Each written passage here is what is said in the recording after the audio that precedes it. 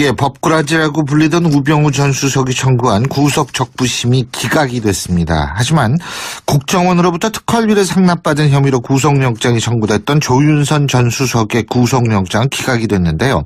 정의당 노회찬 원내대표 전화 연결해서 정치권 현안에 대한 입장을 직접 들어보겠습니다. 노 대표님 안녕하십니까? 네, 안녕하십니까? 이 두 사람의 운명이 엇갈렸어요. 어떻게 보셨습니까? 네, 구속적 부심이라거나 또는 구속영장 그 발부 자체가 죄가 있다 없다를 가리는 건 아닙니다만은 우병우 전 수석은 당연한 결과라고 보고요. 네. 몇 차례 이제 구속영장이 기각된 바도 있긴 하지만은 마지막으로 이렇게 지목된 특별감찰관에 대한 어떤 불법 사찰 등 이제 수사 방해, 감찰 방해 행위에 대해서는 법원도 아주 무겁게 바라보고 있다. 그게 확인된 것 같고요. 예. 조윤선 정무수석에 대해서는 지난번과 마찬가지로 기각이 됐는데, 특활비에 대해서는 본인이 이제 시인을 했어요. 예. 시인을 했지만은 이제 그 시인했다는 얘기는 뭔가 하면은 증거인멸을 할 의사가 없다.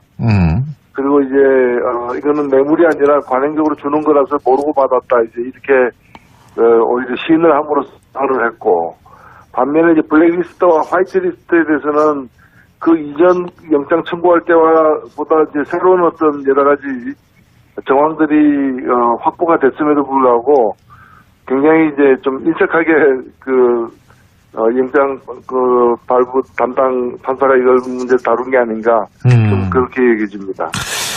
예, 이거 어떻게 또 조윤선 전 수석에 대해서 구속영장을 재차 청구할 가능성이 있다고 보십니까, 검찰이? 글쎄요, 그거는 검찰이 판단할 몫이지만은 제가 볼 때는 이미 이 정도면은 영장 발부를 가지고 구속하냐 안 하냐 가지고 다툴 문제라기보다는 법정에서 본 재판 과정에서 검찰로서 더 노력을 좀 해야 될 것 같습니다. 예. 자, 그리고 이 얘기도 좀 여쭤봐야 될 것 같습니다. 어제 한일 위안부 합의를 검토한 TF 발표 보셨죠? 그렇죠? 네네. 근데 이게 아주 내용을 보니까 잘못했더라고요. 박근혜 정권이. 네. 분명히 엄청 잘못을 했는데, 이게 이면 합의가 있었다. 이 부분. 근데 이제 이면 합의가 없었다. 지금도 윤병세 전 장관은 이면 합의가 아니다라는 입장을 얘기하고 있는데, 이 부분은 어떻게 보십니까? 글쎄요. 제가 볼 때는 그게 이면 합의 아니면 뭐가 이면 합의인가. 네. 실제로 몇 가지 이제 손해상 이전 문제라거나 몇 가지 문제에 대해서 정부가 약속을 한 것이거든요. 네. 약속을 한 게 아니라면은 오히려 지금 일본의 태도가 더 문제가 되는 거죠. 예, 그래서 저는 이 잘못된 걸 풀기 위해서 네. 꼬여 있는 걸 풀기 위한 이번에 이면 합의를 공개한 것 자체가 모든 것을 다 푸는 건 아니지만은 이후에 한일 관계를 새롭게 재정립하기 위해서라도 마땅히 거쳐야 될 단계다 이렇게 생각됩니다. 그렇군요. 근데 근데 윤병세 전 장관은 이면 합의가 아니라고 얘기하는 이 얘기는 또 뭔지 모르겠어요. 네. 저도 납득이 안 갑니다. 사실 구체적으로 어떠한 공개되지 않은 합의가 있었는지가 발표가 되지 않았습니까? 예. 그렇다면 일본이 이 문제에 대해서 손해상 이전에 대해서 한국 정부가 약속한 바 없다거나 그런 이면 합의의 존재 자체를 갖다 부정해야 되는 건데 일본은 또 그렇게 안 나오고 있지 않습니까? 그 자체가 그런 합의가 있었다는 걸 시인하는 거라고 저는 봅니다. 그런데요. 또 한 가지 궁금한 점이 뭐냐면, 이게 박근혜 정권 시절을 돌이켜본다면은 처음에는 이 위안부 문제 때문에 한일 간의 관계가 굉장히 냉랭하지 않았습니까? 네, 그런데 그렇습니다. 이것을 왜 갑자기 이렇게 방향을 틀어가지고, 불가역적이라는 것도 우리가 먼저 얘기했다며요. 예? 네, 이런 식으로 왜 서둘렀다고 보십니까? 전 이 부분도 굉장히 중요한 부분이라고 보거든요. 사실 그 부분이 미스테리한 부분 중에 하나인데 예. 박근혜 정부가 6대 정부보다도 사실은 좀 더 강경하게 일본 정부를 대해온 건 사실입니다. 예.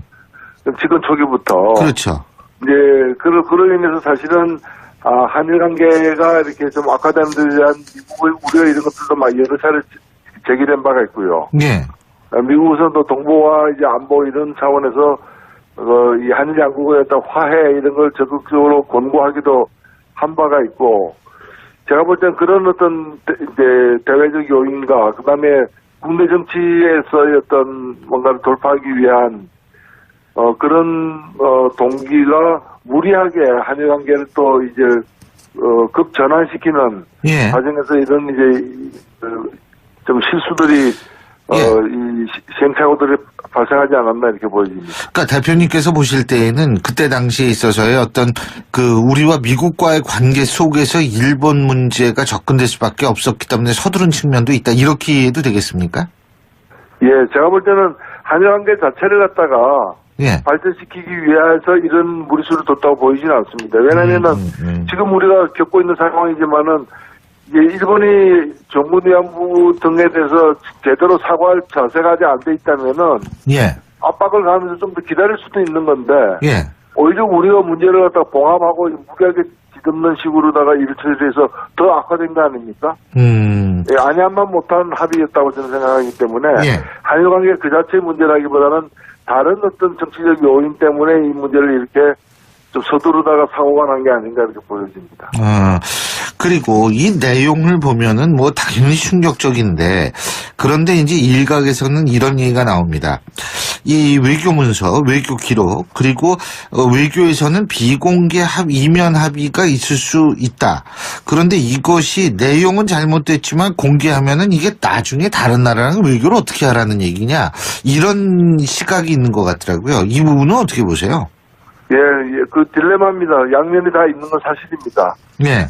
결국에는 그 덮어두고 가기에도 문제가 되는 거고, 이걸 갖다가 일장에 공개했을 때 또 다른 손실이 있는 것 또한 사실입니다. 네. 결국에는 어느 손실이 더 적으냐, 그걸 네. 따질 수밖에 없는 거죠. 제가 볼 때는 뭐 최상의 어떤 지금 방책은 아니지만은 최악을 막기 위한 차악의 어떤 선택일 수도 있다고 봅니다. 예, 그렇군요.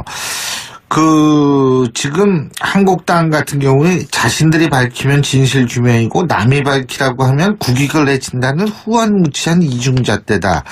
이러면서 이제 이 얘기는 이제 한일 문제는 아닙니다만 임종석 비서실장의 아랍에미리트 특사 방문 의혹에 진실을 촉구했는데 이 부분은 그러면 어떻게 해야 된다고 보세요? 예. 근데 이제 오히려 저는 물론 이제 문제가 있다면 밝혀야 되겠죠. 네. 그러나 만일에 공개할 경우에 오히려 그 아랍에미리트의 관계에 더 이제 손상이 되는 어떤 상황이라면은 예. 일정하게 그걸 또 밝히지 못하는 것도 이유가 있다고 저는 생각됩니다. 다만 이 정치적 논란이 되기 때문에 이 논란을 종식시키기 위해서 제가 볼 때는 청와대에서 국회 비서실장이나 이런 분들이 국회 운영위원회를 열어서 좀 비공개로 청와대가 밝힐 수 있는 것까지는 좀 더 밝히는 더 이상의 어떤 오해의 소지를 없애는 그런 진일보한 노력이 필요하다고 보고요. 그리고 야당들도 마치 이 문제를 갖다가 말하기 힘든 것을 갖다가 개선해서 얘기하라고 이렇게 무턱대고 조를 문제는 아니라고 봅니다. 그래서 그런 비공개 운영위원회 등에서 제한된 범위 내에서 설명을 해서 이 문제를 좀 불씨를 끄는 것이 바람직하지 않나 싶습니다. 근데 물론 뭐 외교에서 모든 걸 다 얘기할 수는 당연히 없지만 왜 그걸 그렇게 밝히지 못하는지 그런 부분은 좀 궁금해지는 분들이 많더라고요. 궁금해하는 분들이. 예. 그래서 좀 오해를 불식시키기 위한 좀 더 노력이 필요하다. 이제까지 청와대 대응 보면은 말이 좀 몇 차례 바뀐 바도 있고. 네. 예, 그리고 뭐 지나가다가 얘기하듯이 이렇게 얘기를 한 바도 있기 때문에. 네. 아무 문제 없는데 왜 터무니없는 오해냐는 식으로만 대할 문제는 아니다. 실제 오해할 바가 없다 하더라도. 예. 또 이 여러 정당들에서 그런 문제 제기가 있다면은 조금 더 적극적으로, 좀 더 진지하게 인해서 오해를 불식시킬 필요가 있다고 저는 봅니다. 이게 지금 사실 왜 우리가 이제 그 외교 문제에 대해서 쭉 얘기를 하고 있는데 이 중국과의 관계도 지금 굉장히 좀 어렵지 않습니까? 사실 그죠? 그 뭐 그렇죠. 중국 외교부 같은 경우에는 부인을 하고 있습니다만 보도에 따르면은 지금 그 저 단체 관광객 우리나라 요커라고 얘기하는 그 중국 사람들 오는 거요. 이거를 뭐 이 또 금지시켰다 뭐 이런 보도도 있었지 않습니까? 자, 네. 이런 속에서 참 이게 지금 한일, 미일, 한미 그리고 또 한중 이 관계를 이걸 어떻게 풀어야 됩니까? 지금 이런 상황 이게 상당히 꼬여 있는 것 같은데. 예, 예. 사실 문재인 정부 들어선 그 서기의 어떤 전후한 특히 이제 2017년 예. 전후한 상황은 한국 외교사에 있어서 한미 관계도 그렇고 한일 관계, 한중 관계 다 최악의 어떤 상황이었죠. 지금 다소 이렇게 진전되는 국면이긴 합니다만은 굉장히 힘든 상황을 경과하고 있다고 생각됩니다. 그래서 어떤 뭐 조치 하나로서 정책 하나로서 문제가 이렇게 확 뚫릴 수 있는 상황은 아니라고 보고요. 다행히 사드 문제는 이제 최악의 국면은 벗어났기 때문에 좀 신중하게 좀 기다리면서 관계 복원을 위한 노력이 좀 필요하다고 보고요. 예. 근데 그 중국은 왜 외교부는 단체 관광 금지한 적이 없다 이렇게 얘기를 하지 않습니까? 중국이라는 나라가 다른 나라와 다르게 예. 사실 국가의 어떤 지배력이 굉장히 강력한 나라. 권위주의 정권이죠. 예, 예. 예. 그렇기 때문에 실제 상황이 어떤지에 대해서는 조금 더 지켜볼 필요는 있다고 봅니다. 알겠습니다. 그리고 어제 하루 종일 이슈가 됐던 사자성어가 하나 있죠. 이 척당불기라는 사자성어인데 이게 홍준표 대표의 성완종 리스트 재판에서 쟁점이 됐던 액자에 담긴 사자성어라고 그러더라고요. 예? 네네. 이거 어떤 생각하셨어요? 이거 보시면서? 예, 이미 뭐 대법원 판결까지 난 재판이긴 합니다만은 네.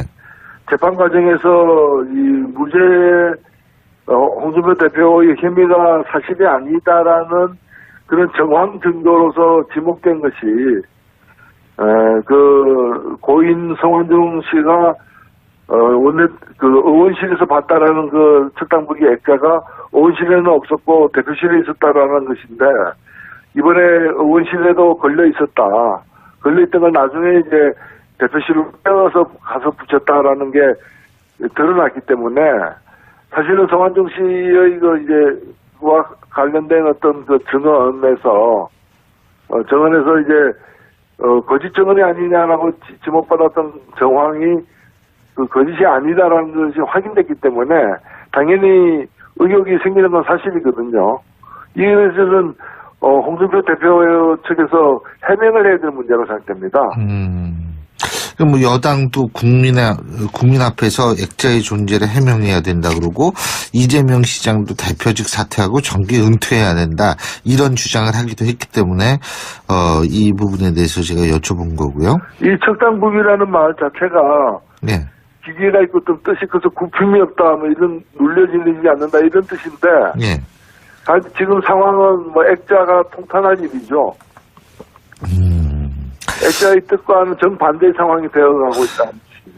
2017년 진짜 이제 얼마 안 남았는데요. 12월 임시국회 본회의 한번 열지 못하고 못하고 있지 않습니까? 이건 네. 뭡니까, 이거는? 정말 저는 한국 정치가 무책임의 극치를 보여주고 있다고 생각되고요. 네. 내일 그 마지막 날인데 반드시 임시국회가 본회의가 열려서 예. 지금 이제 일몰되는 법들도 있고 민생과 관련된 법들도 있고 그다음에 1월 2일이면 공석이 되는 대법관 문제도 있기 때문에 예. 이미 상정된 안건들을 갖다가 처리해야 되고요. 예. 그리고 지금 걸림돌이 되고 있는 그 개헌특위와 관련된 문제도 일단은 그 문제가 꼬이게 된 것은 자유한국당의 이 약속 위배 때문입니다. 예. 그래서 지금 지난 대선 때 개헌하겠다고 재방선거 때까지 예. 개헌하겠다고 약속한 당들 중에서 유일하게 자유한국당만 지금 그 못 지키겠다는 것인데 예. 못 지키겠다면 국민들에게 사과하고 어떻게 하겠다는 것인지를 좀 명백하게 좀 밝히는 것이 우선 이루어져야 될 조치라고 생각됩니다. 예, 잘 알겠습니다. 오늘 말씀 잘 들었습니다. 고맙습니다. 네, 감사합니다.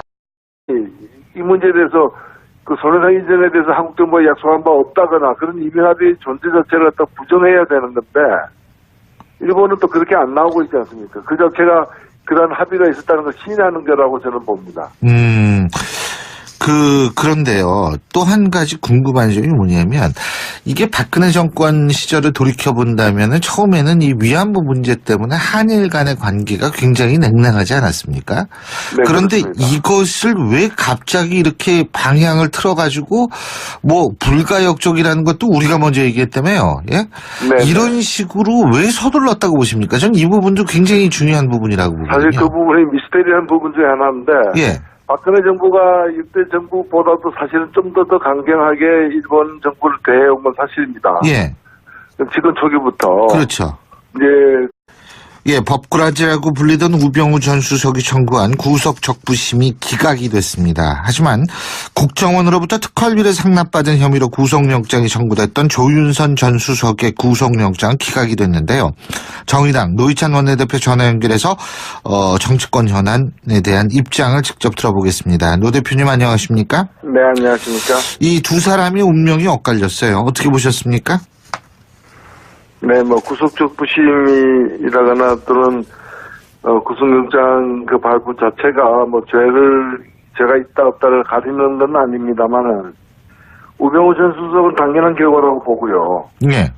몇 차례 이제 구속영장이 기각된 바도 있긴 하지만은 마지막으로 이렇게 지목된 특별감찰관에 대한 어떤 불법 사찰 등 이제 수사 방해, 감찰 방해 행위에 대해서는 법원도 아주 무겁게 바라보고 있다. 그게 확인된 것 같고요. 예.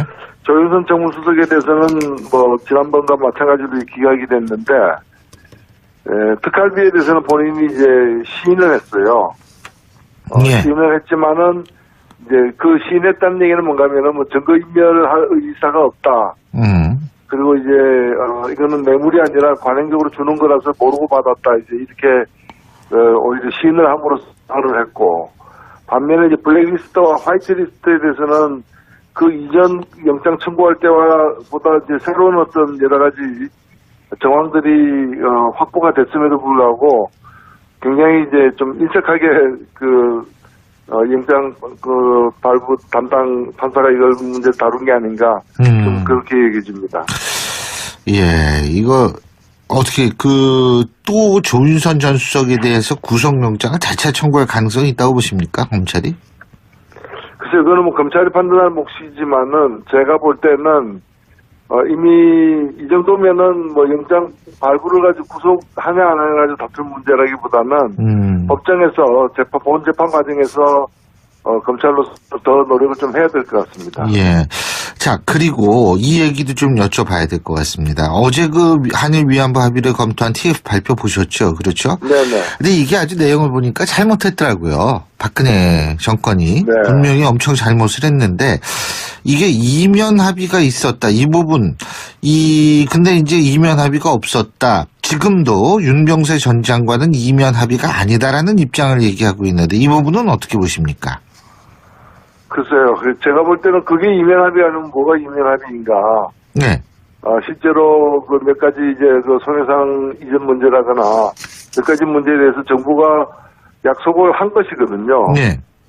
약속을 한 게 아니라면은 오히려 지금 일본의 태도가 더 문제가 되는 거죠. 네, 그래서 저는 이 잘못된 걸 풀기 위해서 네.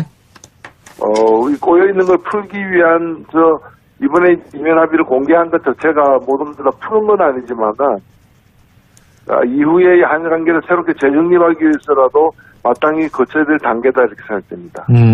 그렇군요. 근데 근데 윤병세 전 장관은 이면 합의가 아니라고 얘기하는 이 얘기는 또 뭔지 모르겠어요. 네. 저도 납득이 안 갑니다. 사실 구체적으로 어떠한 공개되지 않은 합의가 있었는지가 발표가 되지 않았습니까? 예. 그렇다면 일본이